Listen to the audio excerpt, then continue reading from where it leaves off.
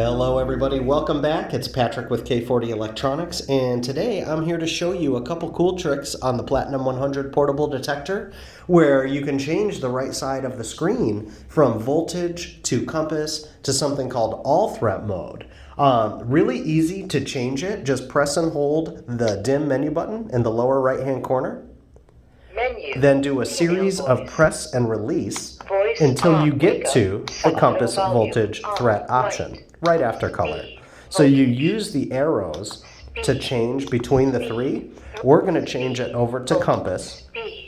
Now your speed is always on the left, and then you'll have your option on the right. Voltage will show exactly what the car is delivering to the detector. Compass, of course, is going to share your direction.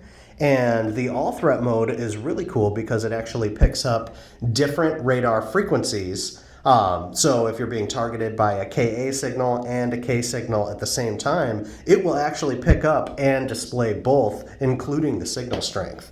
Really neat for radar enthusiasts. And of course, if you have any questions about K40 or radar and laser defense in general, just pick up the phone and call us at 1-800-323-5608, and we'll be excited to help you out with whatever you need. Thank you all so much, and see you soon.